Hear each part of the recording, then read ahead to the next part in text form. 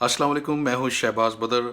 India की सियासत में इस वक्त एक तहलका मचा हुआ है। नरेंद्र मोदी के खिलाफ एक ऐसा स्कैंडल सामने आया है जिसने इंडिया में रहने वाले लोगों के औसान ख़ता कर दिए हैं। लोग हैरान हैं कि एक वज़ीर आज़म होकर एक शख्स इस हद तक कैसे गिर सकता है, जो कि नरेंद्र मोदी के बारे में इस इंकशाफ में कहा जा रहा है।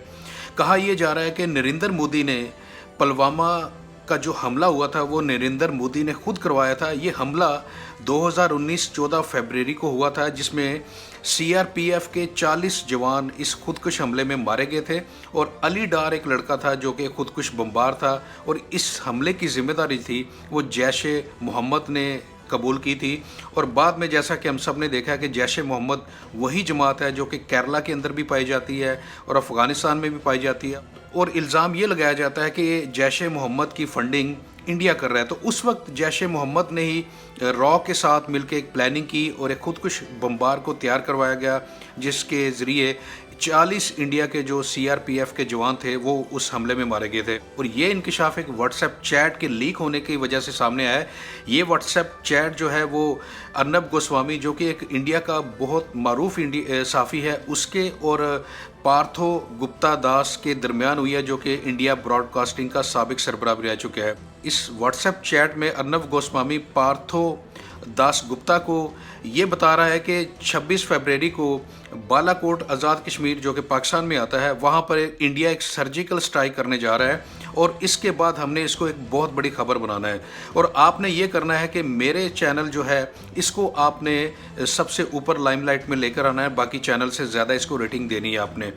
और इससे पहले अर्नब गोस्वामी इस चीज़ का भी जिक्र करता है कि जो 14 फरवरी 2019 को पुलवामा में जो अटैक हुआ था वो इनकी एक बहुत बड़ी कामयाबी थी, जिसके ऊपर वो सेलिब्रेट भी करता हुआ नजर आया, जिसे वो क्रेजी विक्ट्री भी करार दे रहा है। और इस व्हाट्सएप चैट में पार्थो दास गुप्ता अर्नब गोस्वामी से ये कहता है कि उसकी बात की जाए पीएमओ ऑफिस यानी प्राइम मिनिस्टर ऑफिस, जहाँ पर नरेंद्र मोदी बैठता है, वहाँ उसको मीडिया एडवाइज़र लगा दिया जाए तो ये बड़ा अच्छा हो जाएगा उसके लिए। जिसके ऊपर अर्नब गोस्वामी उसको इस बात की एश्योरेंस देता है कि हाँ हो जाएगा, कोई मसला नहीं है। तो इस बात से ये भी जाहिर होता है कि अर्नब गोस्वामी के पीएमओ हाउस में काफ़ी नज़दीकी ताल्लुकात थे और कहा भी जाता है कि अर्नब गोस्वामी नरेंद्र मोदी का ख़ास बंदा है, ख़ास साफ़ी है, जो सिर्फ़ और सिर्फ बीजेपी के लिए और नरेंद्र मोदी के लिए काम करता है। और ये भी बताया जाता है कि जो अर्नब गोस्वामी का वालिद था वो भी बीजेपी में ही काम कर चुका है। तो इसलिए नरेंद्र मोदी और अर्नब गोस्वामी के दरमियान भी एक पुराना ताल्लुक़ किसी भी तरीके से कायम है।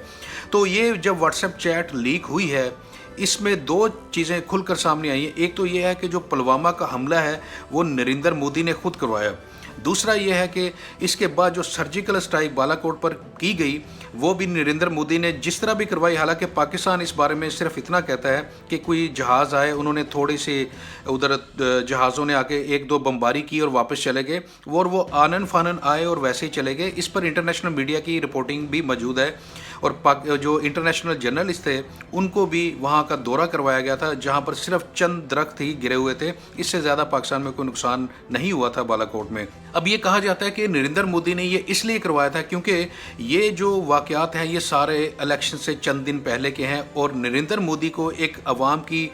अच्छी खासी सपोर्ट की ज़रूरत थी। उस वक्त नरेंद्र मोदी कुछ हलकों में हार रहा था, कुछ जो एरिया थे, जो स्टेट्स थी, वहाँ पर नरेंद्र मोदी की जो पोजीशन थी वो इस पार्टी की काफ़ी कमज़ोर थी। इसलिए नरेंद्र मोदी ने रॉ के साथ मिलके ये सारा प्लान किया। पहले पुलवामा का अटैक करवाया जिसमें इनके 40 जवान मरे और फिर उसके बाद मीडिया के ज़रिए अवाम के जज्बात को भड़काया गया और जब लोहा गर्म हुआ तो फिर इन्होंने बालाकोट आज़ाद कश्मीर पाकिस्तान के ऊपर सर्जिकल स्ट्राइक का एक दावा किया और फिर उसको मीडिया के ऊपर पूरी तरह प्रोजेक्शन दी और लाइमलाइट में लेकर आए। और यूं इंडियन अवाम की तमाम हमदर्दियां जो थी वो मोदी की तरफ चली गई और यूं मोदी का जो प्लान था वो सक्सेसफुल हुआ और मोदी ने एक बड़ी तगड़ी जो फतह है वो इलेक्शन में वो अपने नाम की। तो मोदी का जो प्लान था वो कामयाब रहा और मोदी ने अवाम के जज्बात को इस्तेमाल करके अपने इलेक्शन के लिए रास्ते को साफ किया और दूसरी बार वो वज़ीर आज़म मुंतखब हुए। अब इस व्हाट्सएप चैट के लीक होने की वजह से